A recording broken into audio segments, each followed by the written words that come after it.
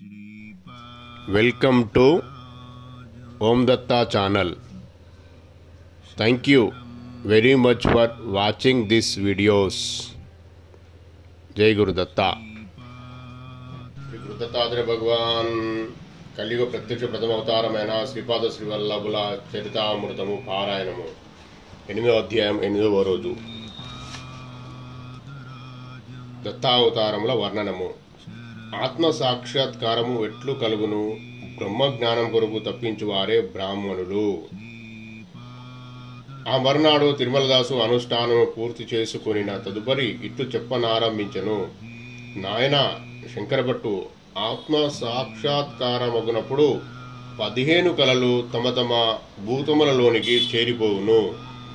ఆయా దేవత శక్తులు మూలభూతమైన తమ చైతన్యంలోనికి ప్రవేశించును. ఆత్మజ్ఞానము కర్మలు అన్నియును బ్రహ్మస్వరూపములే, అందులో ఐక్యమగును, బ్రహ్మస్వరూపంలో ఐక్యమగును. అటువంటి బ్రహ్మజ్ఞానం కొరకు పరితపించేవాడు ఎవరైనను బ్రాహ్మణుడే యగును. ప్రాణము, విశ్వాసము, ఆకాశము, వాయువు, అగ్ని, జలము, భూమి, ఇంద్రియములు, మనసు, అన్నము, జలము, ఆలోచన, మంత్రములు, కర్మలు, లోకములోని నానా విధమైన నామములు అను వాటిని 16 కళలని అందురు. శ్రీపాద శ్రీవల్లభులు షోడశ కళా పరిపూర్ణ బ్రహ్మావతారము. ఆహారమే మనసగును. సాత్విక ఆహారం వల్ల మనో నైర్మల్యము ఏర్పడును. విధాత ముందుగా ప్రాణము సృష్టించెను. ప్రాణమున్నది విశ్వంలోని సమస్త ప్రాణము.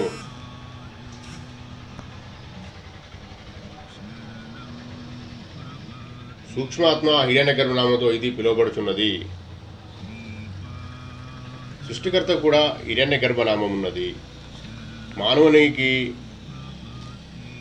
యొక్క భౌతిక మానసిక జ్ఞాన సంబంధములైన మూర్తిమత్వంలోని సృష్టి ప్రేరణకు ప్రాణమని పేరు. ప్రాణమయ కోశమైన జీవధాతు శరీరమునకే శక్తి శరీరం అని పేరు. ప్రాణమయ చైతన్యము సరిచేయడం ద్వారా భౌతిక సంబంధమైన బాధలను అరింపవచ్చును. మానవులు రోగగ్రస్తులగుటకు ముందు ప్రాణమయ శరీరం రోగగ్రస్తమగును. తదుపరి మాత్రమే స్థూల దేహం రోగగ్రస్తమగును. సృష్టి ప్రేరణలో విశ్వాసం ఏర్పడిన తర్వాత పంచభూతములు ఏర్పడినవి. ఆ పంచభూతములు గుణములను పరిగించుటకు పంచేంద్రియాలు ఏర్పడినవి. వీటిని సంధానపరిచి ఏకకాలంలో పనులు జరుగునట్టు చేయుటకు మనస్సు ఏర్పడినది. మానవులు తమ ఆహార విషయంలో తగు జాగ్రత్తలు పాటించవలెను. ఆహారం యొక్క సూక్ష్మాంశముల వల్ల మనస్సు ఏర్పడుచున్నది. మనసు ఆహారంచే బలోపేతమైన ఎడల ఆలోచన కలుగును. ఈ ఆలోచన స్రవంతిని క్రమబద్ధం చేసి నియంత్రణలో ఉంచిన ఆలోచన ప్రతిబింబ రూపమైన ఎటువంటి దాన్ని మంత్రమని పిలుచుచున్నారు. యజ్ఞయాగాది క్రతువులను యథావిధిని ఆచరించుచు ఆయా కర్మకలాపములలో పద్ధతి ప్రకారము మంత్రములను ఆలపించిన ఎడల కర్మ అని పిలువబడును. కర్మలను బట్టియే ప్రపంచ నిర్మాణం జరిగినది. నామరూపంలో లేకుండగా ప్రపంచం ఉండజాలదు. ఈ విధంగా దుఃఖభూయిష్టమైన బంధములతో కూడిన సంఖ్యల 16 రంగులతో ఏర్పడినది. మనలోని ఒక్కొక్క ఇంద్రియం ఒక్కొక్క దేవత చేత ప్రభావితమవుతుంది. సమాధి స్థితిలో ఉన్న యోగికి ఆత్మ సాక్షాత్కారమైనప్పుడు 16 కళలు తమ భూతములలో లీనమవుతాయి. యోగి యొక్క భౌతిక శరీరంలోని ఇంద్రియంలోని శక్తులు విశ్వాంతరాములోని భూతములలో లీనమవుతాయి. కర్మేంద్రియములు, జ్ఞానేంద్రియములు కలిగిన మానవులు కర్మలు ఆచరించకుండా ఉండలేరు. అహం నశించనిదే మోక్షం కలగదు. మనిషిలోని అహం ప్రేరణ వలనే కర్మలు ఆచరించబడతాయి. అహం అనగా మనస్సు, బుద్ధి అను వాటి యొక్క నియమ నిబంధనల చేత నిబద్ధతమైన చైతన్య జ్యోతి తప్ప వేరు కాదు. ఆత్మ సాక్షాత్కారం పొందిన యోగికి పూర్వజన్మలలో కర్మఫలంలో ఏమీ మిగలవు. అహం యొక్క ఏర్పాటు ధోరణి పూర్తిగా నశించినదే ఆత్మ సాక్షాత్కారం కలగదు. అందువలన యోగికి ఆత్మ సాక్షాత్కారం అయినప్పుడు స్థితి కర్మలు, వాటి ప్రతిఫలములు, అహం కేంద్రము, దాని యొక్క మాయాజాలం అన్నీ శాశ్వతుడైన పరమాత్మలో లీనమవుతాయి. యోగి పరమాత్మలో లీనమై వ్యక్తిత్వ రహితుడవుతున్నాడు. పరమాత్మ వ్యక్తిత్వ సహితుడై శక్తి స్వరూపుడై ఉన్నాడు. కర్మలు వాటి ఫలము నశించి యోగి సిద్ధావస్థ చెందుచున్నాడు. అతని స్థూల దేహము కర్మఫలమును అనుభవించున్నది. యోగికి స్థూల దేహ స్పృహ లేనప్పుడు ముక్తావస్థలోనే ఉండును. పరమాత్మ సిద్ధావస్థలో ఉన్న యోగి ద్వారా కూడా తన దివ్య లీలను ప్రకటించవచ్చును. యోగికి ఈ శక్తి సామర్థ్యాలు తనకే ఉన్నవని భ్రమించిన పరమాత్మ వాటిని హరించి గర్వభంగం చేయును. తన చేతిలోని పనిముట్టుగా వాడుకొనుటకు యోగి యొక్క అహంకారం తనలో లయమైపోవలెను. శ్రీ బాపనార్యులు శ్రీశైల క్షేత్రంలోని శ్రీ మల్లికార్జున లింగంలోనికి, గోకర్ణంలోని మహాబలేశ్వర లింగంలోనికి, మరికొన్ని దివ్యస్థలంలోనికి సూర్యమండలం నుండి శక్తిపాతం చేసి ఉన్నారు. స్వయందత్తుని అర్చమూర్తిలోనికి కూడా శక్తిపాతం జరిగినది. అగ్ని సంబంధమైన ఈ శక్తికి శాంతి జరపవలెను అని లేని ఎడల అర్చమూర్తి యొక్క తీక్షతకు అర్చకునితో సహా అర్చన జరుపువారు అందరూ శిక్షింపబడుదురు, అనిష్టఫలను సంప్రాప్తించును. స్వయందత్తుల్లోనికి సూర్యమండలం నుండి శక్తిపాతం జరిగిన విషయము అంతర్జ్ఞానం కలిగిన యోగులు మాత్రమే గ్రహించగలుగుదురు. శ్రీశైలం నందు శక్తిపాతం జరిగినది అన్న విషయం వేలాది మంది ప్రజల సమక్షంలో శ్రీ బాపనార్యుల ఆధ్వర్యం జరిగినది. సూర్యమండలం నుండి తేజస్సు వెలువడి అందరూ చూచుచుండగానే మల్లికార్జున లింగం నందు లీనమైనది. అసలు శ్రీపాద శ్రీవల్లభ అవతారమునకు ఈ శక్తిపాతమునకు అత్యంత గోపనీయమైన దైవ రహస్యం కలదు. అది మహాయోగులకు మాత్రమే తెలుసుకొనదగిన విషయము. శ్రీశైలంలో శాంతి జరిగినది. వేల మందికి అన్నదానం జరగడం వల్ల జఠరాగ్ని శాంతింపబడినది. శక్తి ఉగ్రతత్వం వీడి శాంతతత్వంలో నిలిచినప్పుడు సర్వశుభములు ప్రశాంత స్థితిలో జరుగుచుండును. అయితే పీఠికాపురంలో శ్రీ స్వయంభుదత్తునిలో జరిగిన శక్తిపాతమునకు కంటికి కనిపించే దాఖలాలు లేవు. అందువలన అక్కడ శాంతి ప్రక్రియలు కూడా చేపట్టబడలేదు. శ్రీ బాపనార్యులు శాంతి జరగవాలని, అన్నదానం జరగవాలని సూచించను తమ కుతర్కములతో వారి ప్రతిపాదనలను పండితులు తోసిపుచ్చిరి.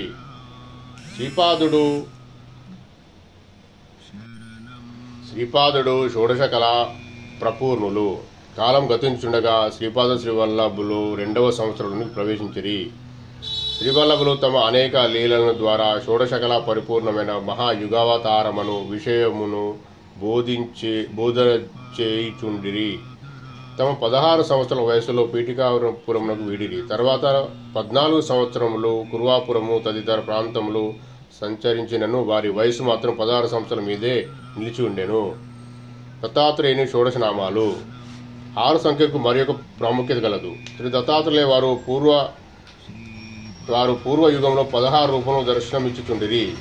అవి 1 యోగిరాజు, 2 అత్రివరదుడు, 3 దిగంబర అవధూత శ్రీ దత్తాత్రేయుడు, 4 కాలాగ్ని శమనుడు, 5 యోగిజన వల్లభుడు, 6 లీలా విశ్వాంబరుడు, 7 సిద్ధరాజు, 8 జ్ఞానసాగరుడు, 9 విశ్వాంబరావధూత, 10 మాయాముక్తావధూత, 11 ఆదిగురువు, 12 సంస్కారహీన శివస్వరూపుడు, 13 దేవదేవుడు, 14 దిగంబరుడు, 15 దత్తావధూత, 16 శ్యామ కమలలోచనుడు.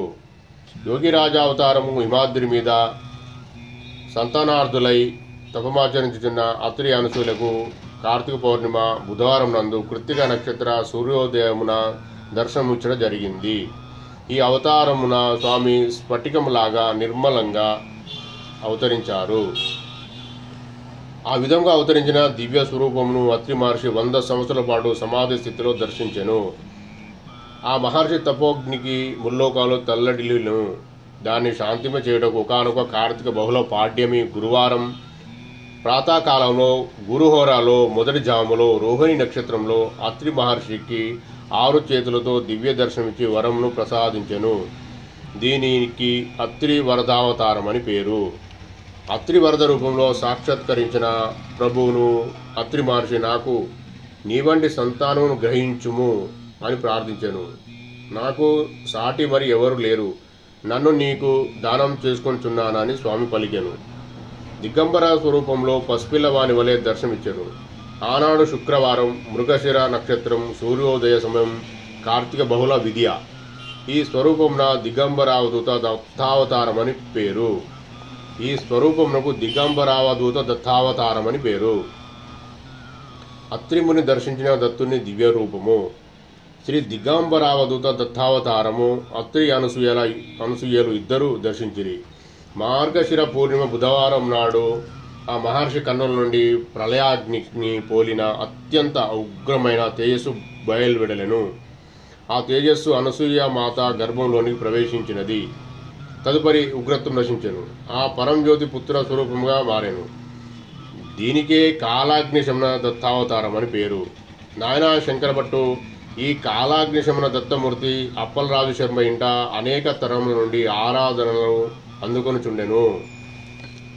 శ్రీ దత్తావతార కాలము, శ్రీపాద శ్రీవల్లభ అవతార కాలము, కాలాగ్ని శమనుడైన మన స్వామి ఒకానొక మార్గశిర పూర్ణిమ గురువారం మృగశిర నక్షత్రం రోజున సాయం సంధ్య నందు లీలా బాలక రూపము జన్మించెను. ఆ మూర్తికి యోగిజన వల్లభావతారం అని పేరు. నాయన గణేష చతుర్థి శుభదినమున సూర్యోదయమున చిత్త నక్షత్రమునందు తులారాశిలో సింహలగ్నమున శ్రీపాద శ్రీ వల్లభునిగా శ్రీ పీఠికాపురమున మహాపుణ్యరూపిణి అయిన సుమతి మాతకు పుత్రుడుగా ఈ కలియుగమున ప్రప్రథముగా ఆవిర్భవించెను. యోగిజన వల్లభునిగా ఆవిర్భవించిన మన స్వామిని అనేక మంది మునిపుంగవులు యోగ మార్గమును ఉపదేశించమని కోరిరి.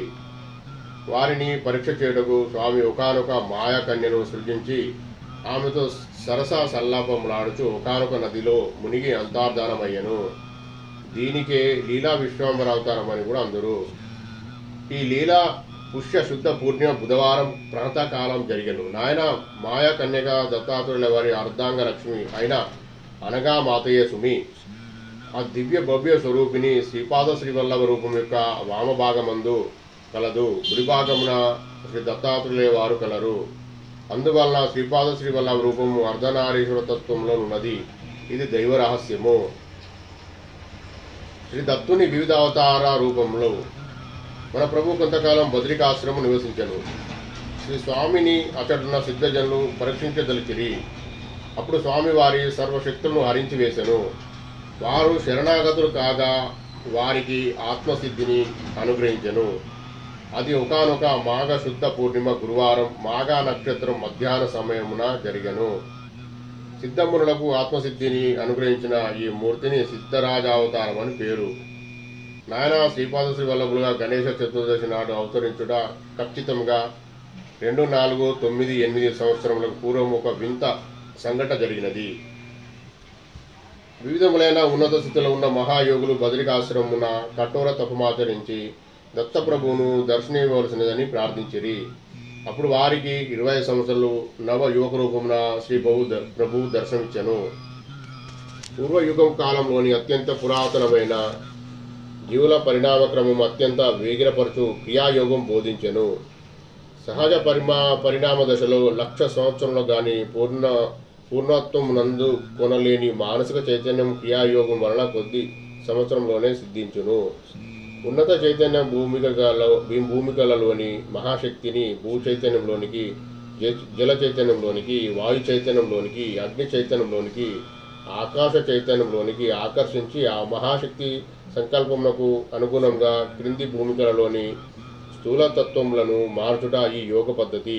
ఇది అత్యంత రహస్యమైన శ్రీ దత్తాత్రేయుల వారి యోగ ప్రక్రియ. దీనివలన శరీరం నందలి కణములు ప్రాణవాయువుతో భరితమగును. శరీరం నందలి కృష్ణాంగారము బొగ్గు యొక్క రూపము హరించబడుచుండును. మానవుడు మృత్యువును జయించి మృత్యుంజయుడు అగుటకు రాజమార్గము క్రియాయోగము బోధించిన పరమగురు స్వరూపమే శ్రీ బాబాజీ అని పిలిచిరి. శ్రీ బాబాజీయే ఆదిశంకర్లకు చండాల రూపమున కనిపించి జ్ఞానబోధ చేసిరి. వారు ఇప్పటికీ సశరీరులుగా ఉన్నారు. శ్రీ బాబాజీ రూపమున దర్శనమిచ్చిన శ్రీ దత్తాత్రేయుల వారిని ఈ భూమండలం నందు అవతరించవలసినదని కోరటం మర్చిపోయిరి. తమ విధి వైపరీత్యమునకు చింతించిన ఆ మహాయోగులందరూ నేపాల్ భూటాన్ దేశం మధ్య ప్రదేశము కైవల్య శృంగమను స్థలం చేరి ఘోర తపమాచరించిరి. మహాయోగులలో చాలా మంది కొన్ని శతాబ్దాల వయసు గలవారయుండిరి. వారు మహాతపశ్శాలురు. వారి మొరలు ఆలకించి ప్రభువు దర్శనమిచ్చిరి. వారి ప్రార్థనల ఫలితముగా కోటి సూర్య సమాన తేజముతో ఒక మహా తేజోపుంజము ఆకాశంలో దుర్గోచారమయ్యను. అది ఆది మధ్యాంతరహితమైన ఆ మహా తేజో రూపంతో ఒకానొక వృద్ధ రూపం దాల్చెను. వారు మహాప్రభువును శ్రీ విశ్వేశ్వర మహాప్రభు నామంతో పిలిచిరి. తమకు నిరంతరము దర్శనమియవలసిందని ప్రార్థించిరి. దానికి శ్రీ ప్రభువులు 12 సంవత్సరాలకు పర్యాయం దర్శనమిచ్చేదనిరి. ప్రభు ఇది చాలా ఎక్కువ విరామమని వారనిరి. అయితే 6 సంవత్సరాల కాల వ్యవధిలో దర్శనమిచ్చేదననిరి. అది కూడా ఎక్కువ విరామం నని వారు అనిరి. దయాంతరంగుడైన ప్రభు ప్రతి 6 నెలలకు పర్యాయము దర్శనమిచ్చేదననిరి. అప్పుడు సిద్ధ సమూహం వారిని భూమిపై అవతరించమని కోరిరి. అప్పుడు శ్రీ విశ్వేశ్వర మహాప్రభువులు తాము 2498 సంవత్సరాల తర్వాత 2498 సంవత్సరాల తర్వాత శ్రీ పీఠికాపురంలో శ్రీపాద శ్రీవల్లభ రూపమును అవతరించేదనమనిరి. అంతేకాకుండా తమ యొక్క అంశావతారములు 12 సార్లు అవతరించననియు 12 అంశావతారములైన శ్రీ రామలాలా ప్రభు అను అంశావతారము, వాసుదేవానంద సరస్వతి అను యతిని నిర్వికల్ప సమాధి స్థితి నన్ను అనుగ్రహించిననియు, ఆ వాసుదేవనందులు శ్రీ పీఠికాపురంన శ్రీపాదుల జన్మస్థలమైన శ్రీ బాపనారిల స్వగృహంన కాలాంతరమున దర్శించిననియు, అయితే ఆ స్థలంన అనగా జన్మభూమిలో పాదుకలను ప్రతిష్ఠించు యోగమునకు వేరొకరికి అనుగ్రహించదలిచిన కారణంన శ్రీ వాసుదేవానందుల పాదుక ప్రతిష్ఠ చేయలేరనియు సెలవిచ్చిరి. నాయన శంకరభట్టు, ఒక పని జరుగుట గాని జరగకుండా ఉండుట గాని వేరొక విధము జరుగుట గాని శ్రీపాద శ్రీవల్లభ సంకల్పమే కారణమని గ్రహించుము. అప్పుడు నేనిట్లటిని, అయ్యా తిరుమలదాసు, పాదుకలను ప్రతిష్ఠించే విషయం చిన్న విషయం కదా. జన్మభూమిలో పాదుక ప్రతిష్ఠ జరుగుటకు శతాబ్దముల వరకు వేచి ఉండవలనా? అప్పుడు తిరుమలదాసు ఇట్లనను, నాయన అదే శ్రీపాద శ్రీవల్లభుల చమత్కారము. వారి సంకల్పం లేని ఒక చిన్న ఆకు కూడా కదలజాలదు. బదరి అరణ్యమునందు సంజీవిని పర్వతము పిలువబడు ద్రోణగిరి అందు 25 సంవత్సరాల వయసు గల వారుగా బాబాజీ పిలువబడుతుండిరి. నేపాల్ భూటాన్ మధ్య ప్రదేశమునందలి కైవేల శృంగమునందు శ్రీ విశ్వేశ్వర మహాప్రభు రూపమున వృద్ధావస్థలో దర్శనమిచ్చుచుండిరి. ప్రస్తుతం కురువాపురంలో 16 సంవత్సరముల యతిగా దర్శనమిచ్చుచుండిరి. వారు ఏకకాలంలో ఈ 3 రూపములలో ఉండిరి. ఆద్య పరాశక్తి అయిన శ్రీ కన్యక పరమేశ్వరి బాబాజీ చెల్లెలుగా వ్యవహరించబడుతూ దశాశ్వత మేధఘట్టమునందలి గుహల ఉన్నది. నాయన శ్రీపాదుల లీలలు అచింత్యములు, అతర్క్యములు. ఇదివరకు ఎన్నడూను విననివి కననివి కూడాను. మార్కండేయ మహర్షి ఆధ్వర్యంలో వైశ్యమునులు కాశీలో గొప్ప యజ్ఞం చేసిరి. అప్పుడు శ్రీ కన్యక పరమేశ్వరి దశాశ్వమేధ ఘట్టంలో దర్శనమిచ్చి ఆశీర్వదించి, ఇది జరిగిన రోజు ఆషాఢ పూర్ణిమ, వేదవ్యాసుని జననం కూడా ఆషాఢ పూర్ణిమ నాడే జరిగింది. ఈ పూర్ణిమను గురు పూర్ణిమ అని కూడా గురువులందరికీ గురువు అయిన ఆదిగురు శ్రీ దత్తాత్రేయుల వారే. పరశురాముడు గొప్ప యాగం చేయుచున్నాడు. శ్రావణ శుద్ధ అష్టమి సోమవారం నాడు స్వామి కృష్ణామలక వృక్షం క్రింద కూర్చొని పింగళ నాగుడు అనే మునికి తన యొక్క యథార్థ శివతత్వం బోధించినాడు. దీనినే శివస్వరూప అవతారమని, సంస్కారహీన అవతారమని అంటారు. బ్రహ్మదేవుడు ఒక పర్యాయం వేదమును మర్చిపోయినాడు.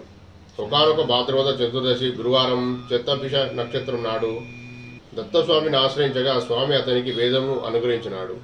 ఈ అవతారమూర్తికి దేవదేవ అవతారం అని పేరు, దేవ అవతారం అని పేరు. యాదు మహారాజుకు అవధూత రూపంలో దర్శనమిచ్చి తన 24 గురుల గురించి చెప్పి అనుగ్రహించినాడు. దీనికి దిగంబర అవతారం అని పేరు. ఇది అశ్వయుజ శుద్ధ పూర్ణిమ బుధవారం నాడు జరిగింది. గోరక్షుడు అనే సద్భక్తుడు ఒకడున్నాడు. ఇతనిని గోరక్షనాథుడని అంటారు. ఒకనొక జ్యేష్ఠ మాస పూర్ణిమ దీనాన స్వామి అతనికి సాక్షాత్కరించాడు. ఈ మూర్తికే దత్తావధూత అవతారం అని పేరు. గోరక్షుని అనునాయులే నేపాల దేశం నందున్నారు. శ్రీపాద శ్రీవల్లభుల జాతక ప్రతి శుక్రనాడి గ్రంథం నందు ఉన్నది. అది నేపాల దేశం నుండి కాలాంతరంన శ్రీ పీఠికాపురంను చేరును. అప్పటి నుండి శ్రీ పీఠికాపురంన దత్తపాదుకల సందర్శనము అసంఖ్యాక జనులు వచ్చెదరు. నాయన సిద్ధరాజు అవతారము తర్వాత యొక్క సంపూర్ణ జ్ఞాన యోగంలో ప్రవేశించిరి. పాల్గొన శుద్ధ దశమి ఆదివారం ప్రాంతకాలంలో జ్ఞానయోగం నందు ప్రవేశించి ఈ అవతారమూర్తికి జ్ఞానసాగర అవతారం అని పేరు. మన ప్రభు వలన జ్ఞానయోగంను స్వీకరించిన సిద్ధమునులు తమ తమ సాధనను కొనసాగించిరి. వారిని పరీక్ష చేయుటకు అత్యంత వికృత వికార రూపమును ధరించెను. వారికి సంపూర్ణ శరణాగతి చెందిన యోగులను సంపూర్ణంగా అనుగ్రహించిరి. ఇది చైత్ర శుద్ధ పూర్ణిమ మంగళవారం చిత్తా నక్షత్రంలో జరిగినది. దీనికే విశ్వాంబరావధూత అవతారం అని పేరు. కాశీ క్షేత్రమున ఒక సద్బ్రాహ్మణుడు ఉండేవాడు. ఒక వైశాఖ శుద్ధ చతుర్దశి బుధవారం స్వాతి నక్షత్రంన అతని ఇంట అబ్దికం వచ్చినది. పవిత్రమైన ఆ శ్రాద్ధ దినమున గోచిగుడ్డ ధరించిన ఒక బిచ్చగాడొకడు తన కుక్కతో సహా ఆ ఇంట ప్రవేశించి అపవిత్రం చేసినాడు. ఆ బ్రాహ్మణుడు కోపము అవధులు దాటినది. అయితే వచ్చిన బిచ్చగాడు తన కుక్కతో వేదమంత్రము చదివింపజేశాడు. వచ్చినవాడు శ్రీ దత్తస్వామి అని గుర్తించి ఆ బ్రాహ్మణుడు కాళ్ళ మీద పడ్డాడు. ఆ బ్రాహ్మణుడు ఒకనొక జన్మలో విష్ణుదత్తుడని పిలువబడే గొప్ప దత్తభక్తుడు. స్వామి ప్రసన్నుడై కలియుగంలో తాను శ్రీపాద సువల్లభుని అవతరించదననియు, అప్పుడు ఆ పుణ్య దంపతులు సుమతి అప్పల రాజేశ్వర నామంతో జనించదననియు, వారింట కాలాగ్నిశమ దత్తమూర్తి ఆరాధన జరుగుతుండననియు, తాను వారి బిడ్డగా జన్మించదననియు వరమిచ్చను. శ్రీ దత్తావతారమూర్తి నామము మాయాముక్త అవధూత. ఈ దత్తావతార నామము మాయాముక్త అవధూత. జింబాసురుని వధించుటకు దత్తస్వామి అనగాలక్ష్మియు ఆవిర్భవించిన యుగాలమూర్తికి ఆదిగురు అవతారం అని పేరు. ఒకనొక కార్తీక శుద్ధ ద్వాదశి బుధవారం రేవతి నక్షత్రం నాడు సూర్యోదయ సమయమున శ్రీ దత్తప్రభు శ్యామకమల నేత్రంతో దివ్యకాంతులతో అమృత వృష్టిని తన నేత్రముల ద్వారా వెదజల్లుచు అసంఖ్యాక జనులను దర్శనమిచ్చాడు. శ్రీ అవతారమూర్తికి శ్యామకమల లోచనుడు అని పేరు. శ్రీ దత్తప్రభులు భోగమోక్షప్రదులు. వారిని ఆరాధించుటకు వారి పాదుకలను చాలు.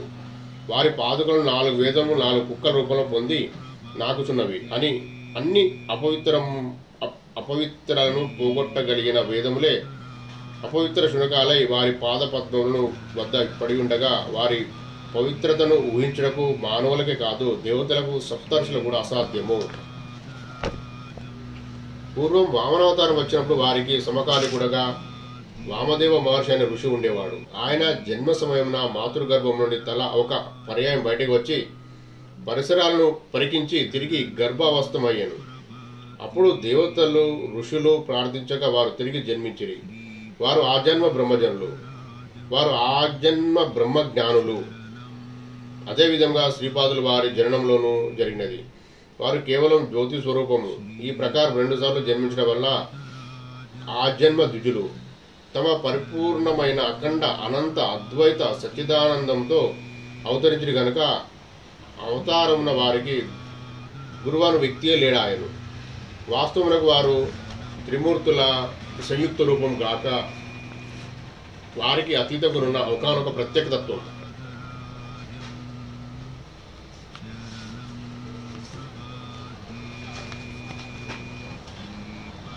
వాస్తవమునకు వారు త్రిమూర్తుల సంయుక్త రూపం గాక వారికి అతీతంగానున్న ఒకనొక ప్రత్యేక తత్వము.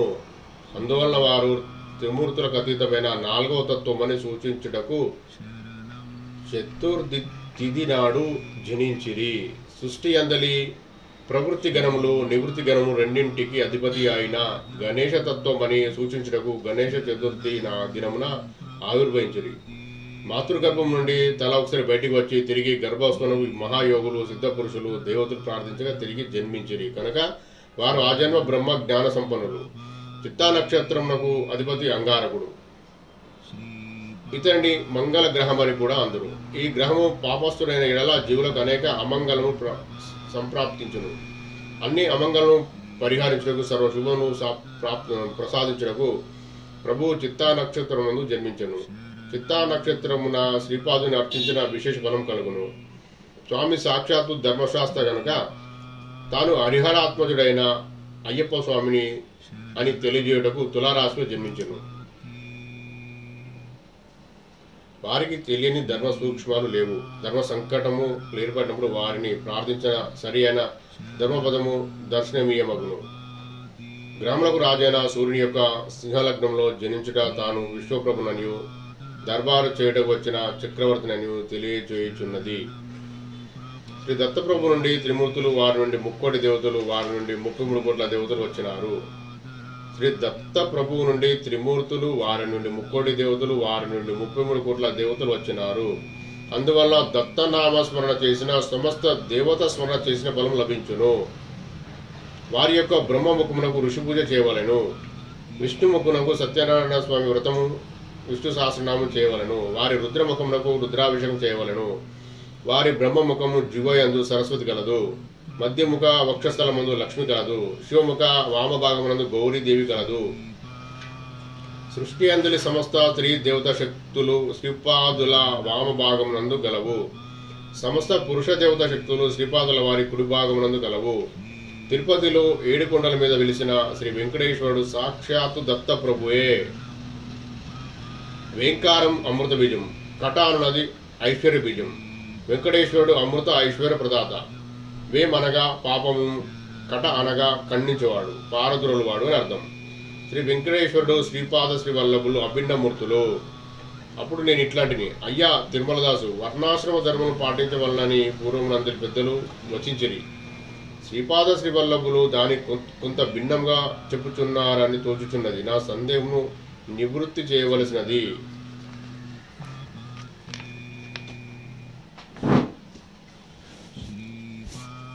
బ్రాహ్మణ లక్షణములు. అంతటా తిరుమలదాసు ఈ విధంగా చెప్పనారంభించాను. నాయన, బ్రాహ్మణుడు బ్రహ్మ జ్ఞానాన్వేషిగా జీవించవలను. అప్పుడు మాత్రమే అతడు సద్బ్రాహ్మణుడని పిలువబడును. తనకు భీతమైన ధర్మము త్యాజించి దురాచపరుడైన ఎడల అతడు దుష్ట బ్రాహ్మణుడగును. అతని యొక్క దురాచారము మితిమీరిన ఎడల, అనగా గోహత్య చేసి గోమాంసం పూజించిన పరస్త్రీ లంపడతో మున్నుగు వాటి ఎందు తగ్గులు కొనిన ఎడల అతనిలో బ్రాహ్మణత్వం శేషమాత్రం లేదని గ్రహించవచ్చును. అతడు నామమాత్ర బ్రాహ్మణుడగును. మితిమీరిన దురాచారం వలన అతని బ్రాహ్మణ తేజస్సు సంపూర్తిగా హరించబడును. అతని శరీరం అందరి జీవగణము సైతము అనేక మార్పులకు లోనై చండాలత్వం నందును. అతడు అప్పుడు ఎంత మాత్రం బ్రాహ్మణుడు కాజాలడు. క్షత్రియుడు బ్రహ్మజ్ఞాన కాంక్ష నిరంతరం తపస్సు వలన బ్రహ్మత్వం పొందవచ్చును. అప్పుడు జన్మ సిద్ధముగా నున్న అతని శరీరం నందరి జీవగణములు బ్రాహ్మణత్వం నందును. ఈ విధముగా బ్రాహ్మణత్వం పొందినవాడు విశ్వామిత్రుడు. శనైశ్వరుడు 3 రాసులలో ప్రయాణం చేయు కాలం, అనగా 7.5 సంవత్సరంలో శరీరం నందరి జీవగణం ప్రతి మనుష్యునకు మార్పుకు చెందును. పాత జీవగణము నశించును, కొత్త జీవగణము సృష్టించబడును. ఈ ప్రక్రియ అంతయు మనుషులకు తెలియకుండానే జరుగుతుండును. క్షత్రియ లక్షణములు. క్షత్రియుడు తన క్షేత్రవృత్తిని వీడి శాంతరస ప్రధాన వృత్తి అయిన కృషి, గోగణ పోషణ, వాణిజ్యాదులందు నిరతుడైన ఎడల, అది తీవ్రత వచ్చిన ఎడల అతనిలో క్షాత్రం ఎంత మాత్రము నిలవదు. అతని మనసు, బుద్ధి, శరీరం అనేక మార్పులలోనై వైశ్యత్వం నందును. బ్రాహ్మణుడు క్షేత్రవృత్తి నవలంబించి పరశురాముని వలె నగును. పూర్వకాలమున ద్రోణాచార్యుడు, కృపాచార్యులు జన్మత బ్రాహ్మణులను క్షేత్రవృత్తి నవలంబించలేదా? విశ్వశ్రేష్ఠి వైశ్యుడనను క్షేత్రవృత్తి నవలంబించలేదా? జన్మాత శూద్రుడైన నేను శ్రీపాదుల అనుగ్రహం వలన బ్రహ్మజ్ఞానం పొందలేదా? జన్మాత శూద్రుడైన వాడు నిరంతర కృషి వలన వైశ్యునిగా గాని, క్షత్రుడిగా గాని, బ్రాహ్మణుడిగా గాని మారవచ్చును. కేవలం ఒకనొక జాతిలో జన్మించినంత మాత్రాన శిక్ష వేయకుండట గాని, శిక్ష వేయట గాని యమధర్మరాజు చేయడు. మనము చేయు శుభ కర్మలను బట్టి ఫలితం ప్రసాదించబడుచుండును. జన్మాత శూద్రుడైన నేను మరుజన్మలో బ్రాహ్మణుడు జన్మించవచ్చును. జన్మాత బ్రాహ్మణుడైన వాడు మరుజన్మలో శూద్రుడిగా జన్మింపవచ్చును. కొన్ని సాంఘిక కట్టుబాట్ల కోసము వర్ణ వ్యవస్థ ఏర్పడినది. పరమాత్మ యొక్క ముఖము బ్రాహ్మణత్వము, బాహువులు క్షత్రియులు, పురువులు వైశ్యత్వము, పాదములు శూద్రత్వము సూచించున్నవని శ్రీపాద శ్రీవల్లభులే ఒక పర్యాయము సెలవిచ్చి ఉండిరి. నీవు మా ఇంట ఆతిథ్యము స్వీకరించుచున్నావు. మా ఇంట భోజన మాత్రము బ్రాహ్మణ భోజనమే. కర్మరహస్యం. నిరంతరం శ్రీపాదుల వారి స్మరణలో ధ్యాసలో ఉండేటి ఈ పరిసర ప్రాంగణమంతయు శుభప్రదములు, పవిత్రములైన దివ్య స్పందనలతో నిండి ఉండును. నరసావధానంలో జన్మత బ్రాహ్మణుడైనను ఆ గృహమందులు భౌతిక మానసిక ఆధ్యాత్మిక స్పందనలన్నీ విషపూరితములై ఉన్నాయి. కారణమున కలుషిత వాయుమండలంతో నిండిన ఆ బ్రాహ్మణ గృహమున శ్రీపాదులు ఆతిథ్యం స్వీకరించరైరి. ఇది సుమి దీనిలోని రహస్యము.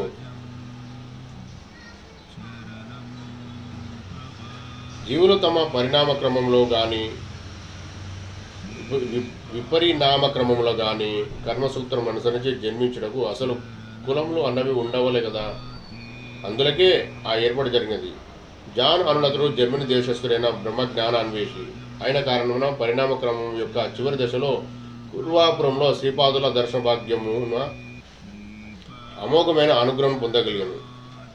నరసావతారంలో పీఠికాపుర వాస్తవ్యుడు అయిన శ్రీపాదులను అవతారమూర్తిగా గుర్తించడానికి అనేక సంవత్సరాలు పట్టెను. శ్రీపాదుని దత్తావతారమని గుర్తించిన తదుపరి ఇంకను ఎంతయో సాధన క్రమము గాని శ్రీదత్తుని అనుగ్రహము పొందుట సాధ్యం కాదు.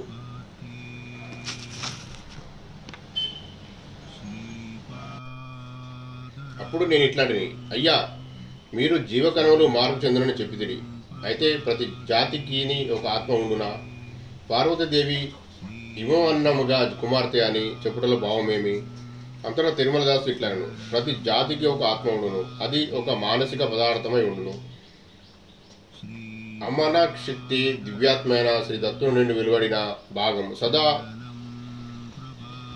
సదా దానిలో ప్రత్యక్ష సంబంధం కలిగిన మహాశక్తి అది. నీవు అనుకున్నట్లు జాతి అనగా జాతిలో జన్మించిన వ్యక్తులు మొత్తం కాదు.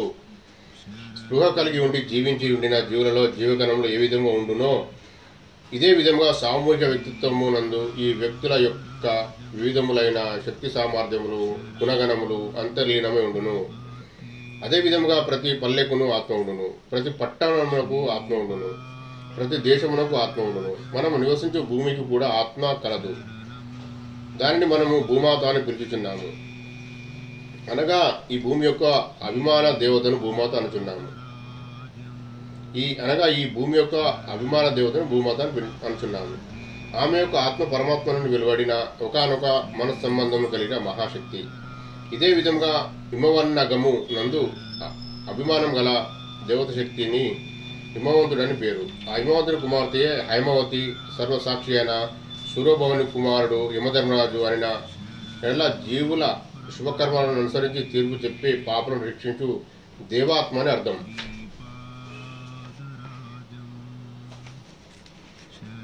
సర్వ జీవులను సూర్యభగవాని వల్ల మాత్రమే తమ తమ కార్యకలాపము సాగించగలుగును. చైతన్యం పొందుచున్నను. ఆకాశంలో విరాజమానుడైన సూర్యుడు వేరు, సూర్యుని అభిమాన దేవత స్వరూపం ఉన్న దేవాత్మ వేరు. శ్రీపాద శ్రీవల్లభులు 30 సంవత్సరాల వయసులో గుప్తమయ్యేదరని నీతో చెప్పి తిని, కోటాను కోట్ల బ్రహ్మాండంలో వారు ప్రతి అణువులోనూ విలీనమయ్యేదరు. వారు సర్వాంతర్యామి కదా, తిరిగి విలీనమొకట అనుగా నేమి అని నీవు అడుగుతున్నావు. వారు సర్వాంతర్యామిగా ఉన్నను. వారి యొక్క శక్తి ప్రభావములను కొంత దూరంగా కోటాను కోట్ల బ్రహ్మాండం ఉన్నవి. వాటిలోని పరిణామ క్రమములను వేగిరపరచు ఉద్దేశంతో తమ శక్తి ప్రభావములను దగ్గరగా వారు వాటిని ఆకర్షించెదరు. సమస్త సృష్టిలోని పరిణామ దశలో ఒకనొక విపత్కర పరిస్థితి ఏర్పడినప్పుడు ఈ విధంగా శ్రీ దత్తాత్రేయుల వారు అవతరించెదరు. ఇనుమును సూదంటు రాయి ఆకర్షించును. అదే ఇనుము మాలిన్యంతో కూడినప్పుడు ఆకర్షణ అత్యంత బలహీనమగును. మాలిన్యములను రహితమర్చే సృష్టి అధిపతి అణువు తమ వైపు ఆకర్షించుకొని విశ్వ పరిణామమునకు వినూత్న దిశను ఇవ్వదలిచినప్పుడు మాత్రమే ఈ విధంగా అవతారము వచ్చును. పంచకన్యల విచారణ. అంతటా నేను ఇట్లాంటిని, అయ్యా అహల్య ద్రౌపది సీత తారా మండోదరి తదా పంచకన్యాం పటే నిత్యం మహాపాతక నాశనేమే అని చెప్పుదురు కదా. ఈ విషయం నాకు అంత సులభంగా అర్థమవటలేదు. వివరింప ప్రార్థన. అంతటా తిరుమలదాసు ఇట్లాంటి, అహల్యను దేవేంద్రుడు మోహించను. ఆమెను పొందవలని మాయోపవేశము పన్నెను. కోడి రూపమును ధరించి కుక్కురోకు అని అరిచెను. వేకోజామున అయ్యనని అనుష్ఠానం కొరకు గోతను బయలువెడలేను. మహాపతివ్రత అయిన అహల్యను అతడు తాకజాలడు. దేవేంద్రుడు దేవత శక్తులు కలవాడు కనుక అహల్య వ్యామోహనం ఉన్న అతని తీవ్ర మనసు యొక్క శక్తి వలన అహల్య పోలిన స్త్రీ రూపము ఆవిర్భవించను. మాయా అహల్య రూపం యొక్క శరీరమునందలి జీవములన్నీ దేవేంద్రుని తీవ్ర మనశక్తి వలన మాత్రం ఏర్పడెను. మాయా అహల్యతో సంగమించిన ఇంద్రుని చూచి ఉగ్రుడైన గౌతముడు వారిద్దరిని శపించాను. అంతటా అహల్య, ఓ తెలివి మాలిన ముని, ఎంత పని చేసిదివి అనను. అహల్య గౌతముని కంటేను ఆధ్యాత్మికంగా ఉన్నత స్థితి ఎందుండెను. అహల్య శాపం వల్ల గౌతముడు 12 సంవత్సరాలు మనశ్చాంచల్యము నుండి శివార్చనమున స్వస్థురాయను. అహల్య మనశ్శక్తి జడత్వం నందునే, దానితో ఆమె శరీరం కూడా జడత్వం నంది పాషాణమయ్యను. శ్రీరాముని పాదధూళి వలన అహల్యకు శాప విమోచన కలిగిన. అందువల్ల అహల్య పరమ పవిత్రురాలని గ్రహించును. శాపగ్రస్తుడై దేవేంద్రుడు పంచపాండవులుగా జన్మించాను. 5 రూపములైన 5 మనసులు ఉన్నను. వాటికి ఆధారభూతమైన ఆత్మ ఒకటియే. ఇది ఒక విచిత్ర విషయము. శచీదేవి ద్రౌపదిగా యజ్ఞకుండమున ఆవిర్భవించను. ఆమె అయోనిజ. అసలైన సీతను అగ్నిదేవుడు తన గర్భమును దాచెను. మాయా సీతను రావణుడు లంకకు తీసుకొని పోయాను. సీత అగ్ని ప్రవేశం చేయనప్పుడు 2 సీతలు వెలుపలికి వచ్చిరి. కావున సీతాదేవి మహాపతివ్రత అని తెలియము.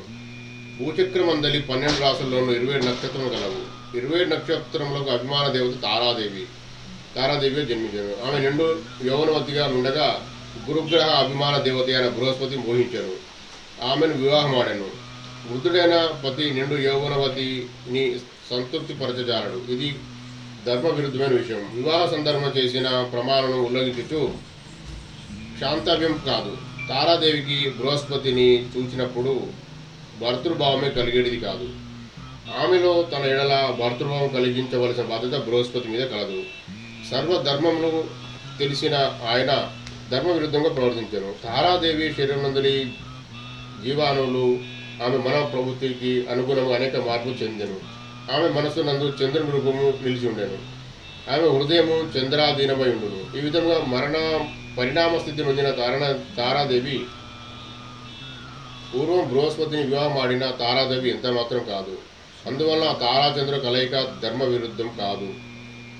సృష్టి నిలయం ప్రకారం 27 నక్షత్రం చుట్టి వచ్చుట చంద్రుని ధర్మము. అది గురుగ్రహ ధర్మం కాదు. ఆ విధంగా గురుగ్రహం సంచరించిన ధర్మ విరుద్ధమగును. ధర్మ విరుద్ధమైనది ఏది విచ్ఛిన్నం కాక తప్పదు. కావున 27 నక్షత్రం అభిమాన దేవత అయిన తారాదేవి చంద్రమండల అభిమాన దేవత అయిన చంద్రుడే ధర్మము. నాయన ధర్మ సూక్ష్మం అనుసరించి తారాదేవి మహాపతివ్రత. భీష్ముడు అంపశయ్యపై ఉండగా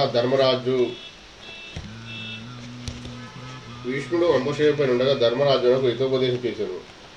చెడు జరుగునప్పుడు సాధ్యమైన ఎడల దానిని నిరోధింపవలను, లేదా ధర్మ విరుద్ధమైన పని జరుగు ప్రాంతం నుండి వైదొలగవలను అని చెప్పుచుండెను. అది వినిన ద్రౌపది పక్కున నవ్వెను. అంతటా భీష్ముడు ఇట్లాను, ద్రౌపది దేవికి మానభంగం జరుగు సందర్భం నేను మిన్నకుంటిని. అప్పట్లో దుర్యోధనుల భోజనం నేను చేయుచుంటిని. అందువల్ల నా బుద్ధి భ్రష్టు పట్టిపోయాను. ఆ చెడు రక్తం అంతా ఇప్పుడు శరీరం నుండి బయలువెడినది. ఇప్పుడు నా బుద్ధి కల్మషరహితంగా ఉన్నది. సత్యం బోధపడినది అని. జీవి పరిణామ దశలో అనేక జన్మలు ఎత్తుచుండును. కొన్ని జన్మలో స్త్రీగాను, మరికొన్ని జన్మలో పురుషుడిగాను కూడా జన్మింపవచ్చును. మానవ జన్మ లేకుండా పశుపక్షి ఆది జన్మలు కూడా ఎత్తవచ్చును. మాండోదరి ఒకానొక జన్మలో పురుషునిగా జన్మించాను.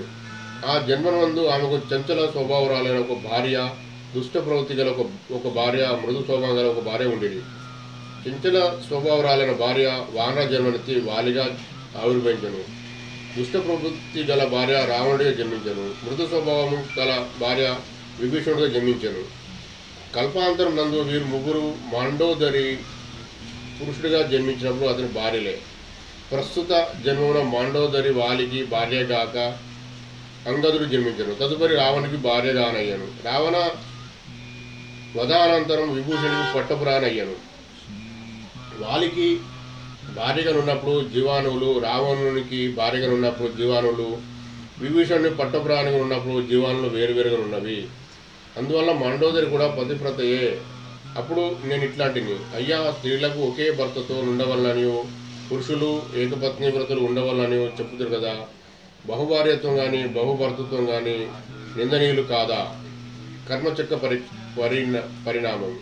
అంతటా తిరుమలదాసు ఇట్లానండి, నీవు చెప్పినది అక్షరాలు నిజము. ఒకడు నిష్కారణంగా భార్యను హింసపాలు చేసిన ఎడల సప్త జన్మముల బాల వైధవ్యము నందునని చెప్పుకోబడినది.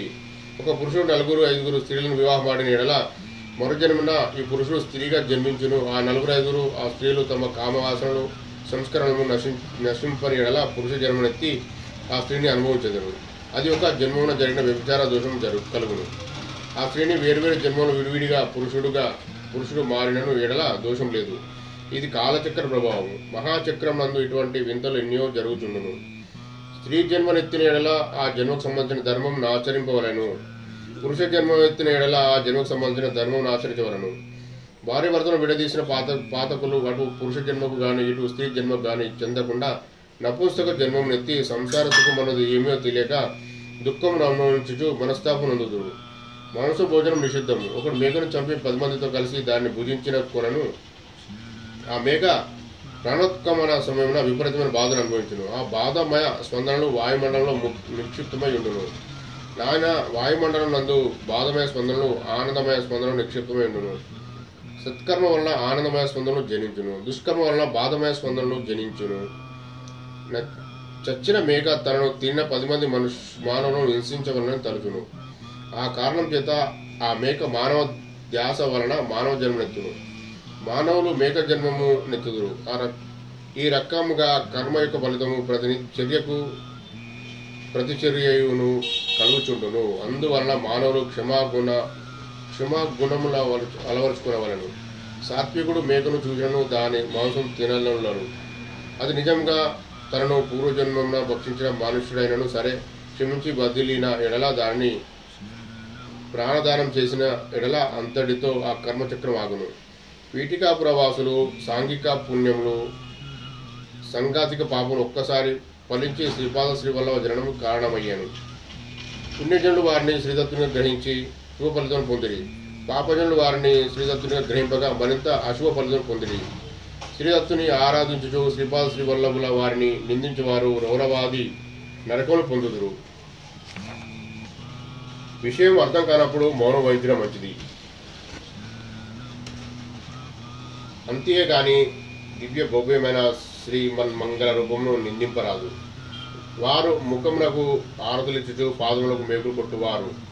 శ్రీ దత్తావతారమును నిందించువారు సుఖవ్యాధులు పాలయ్యదురు. అంతేగాక శ్రీ దత్తుల వారు ఒకనొక విచిత్రమైన యోగ శక్తిని తమ అనుగ్రహ లీలలో చేర్చిరి. పుణ్యజనులకు శ్రీ దత్త నామస్మరణము సర్వ మనోరథములు ఆయాచితంగా అప్రయత్నంగా సిద్ధించును. పాపజనులకు శ్రీ వల్లభుని నిందించుట వలన విచిత్ర పద్ధతులలో విఘ్నములు అనిష్టములు కోకొలు జరుగుతుండను. శ్రీపాదులు అగ్ని స్వరూపం. వారు ధరించినది అగ్ని వస్త్రం. వారు పవిత్రమైన యోగాగ్ని స్వరూపము. వారి పాదుకల మహిమను వర్ణించుట యుగములు చాలవు. వేదోపనిషత్తులు కూడా శ్రీపాదుక మహిమను వర్ణించి సంపూర్తిగా చెప్పగలుగుట అసాధ్యం. ఎన్ని యుగములు గడిచినవి, ఎన్ని కల్పములు గడిచినవి, ఎన్ని సృష్టి స్థితిలయములు గడిచినవి, కానీ శ్రీ దత్తుల వారు శ్రీ దత్తులే. వారికి సాటి మరి ఎవరు లేరు. వారు సాక్షాత్తు శ్రీపాద శ్రీ వల్లభులే. సృష్టిలోని ప్రతి అణువు ఈ పరమ సత్యమునకు సాక్ష్యం పలుకును. స్వయందత్తు పునఃప్రతిష్ఠ. శ్రీ పీఠికాపురంలోకి ఒక విచిత్రమైన అవధూత వచ్చాను. అతడు ఉన్మత్తుడు. అతడు తిట్లు శాపనార్థం మూలమున ఆశీస్సులు అందుకొను వింత సాధువు. అతడు ఎవరికైనా పొగిడిన ఎడల అవతల వ్యక్తి యొక్క పుణ్యబలం క్షీణించినట్లే.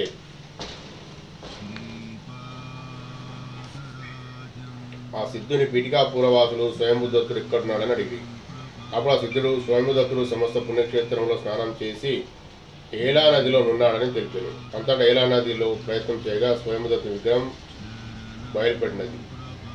దానికి ఒక శుభముహూర్తమున అపర సర్వమంగళదేవి అయిన సుమతి మహారాణియు బ్రహ్మ తేజో విరజితులైన అప్పరాజు శర్మయు పునఃప్రతిష్ఠించింది. అది ఆ సిద్ధుని కోరిక మేరకు జరిగినది.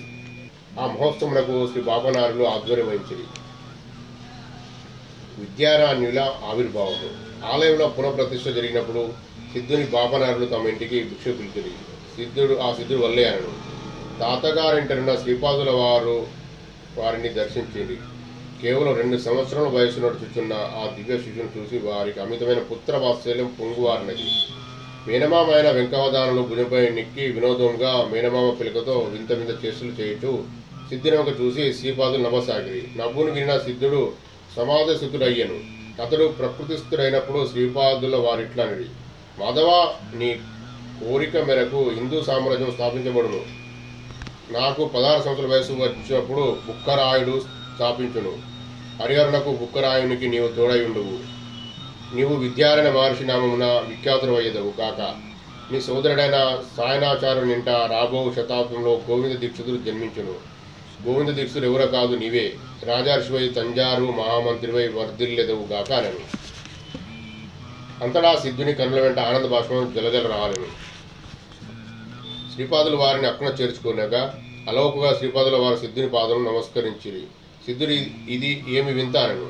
అంతర శ్రీపాదులు ఇట్లని, నీవు శృంగరి పీఠమును అధిష్ఠించి విద్యారణ్యమున విఖ్యాతుడమయ్యదవు. నీ శిష్య పరంపరలో 3వ వాడిగా నీవే కృష్ణ సరస్వతి నామమున జనించెదవు. నీకు నాయందు పుత్ర వాత్సల్యం మిక్కుడగునున్నది. కావున నేను నరసింహ సరస్వతి నామమున తిరిగి అవతారం ఎత్తున్నప్పుడు నీవు కృష్ణ సరస్వతి నామమున కాశీ క్షేత్రంలో సన్యాస దీక్షనిచ్చెదవు. దీనికి కాశీ విశ్వేశ్వరుడు అన్నపూర్ణ మాధవి సాక్షి. సన్యాసి ధర్మమును పునరుద్ధరించవలెను అనేను. వశిష్ఠ శక్తి పరశార త్రయ ఋషి ప్రవరానిక పరశార గోత్రోద్భావులు ఋగ్వేదులను అయిన వాజపేయాజుల మాధవాచార్యుడు విద్యారణ్య మహర్షిగా వినుతిగాంచి తీరును. నాయన, రేపు నీకు మరిన్ని విషయాలు చెప్పుదునని తిరుమలదాసు ఈరోజు వృత్తాంతం ముగించాను. శ్రీపాద శ్రీవల్లభులకు జయం జయము. 8వ అధ్యాయము సంపూర్ణం. శ్రీపాదరాజం శరణం ప్రపద్యే, శ్రీపాదరాజం శరణం ప్రపద్యే, శ్రీపాదరాజం శరణం ప్రపద్యే. దిగంబరా దిగంబరా శ్రీపాదవల్లభ దిగంబరా, దిగంబరా దిగంబరా నృసింహయతివర దిగంబరా, దిగంబరా దిగంబరా స్వామి సమర్థ దిగంబరా, దిగంబరా దిగంబరా మాణిక్య ప్రభు దిగంబరా, దిగంబరా దిగంబరా షిరిడి పురీష దిగంబరా.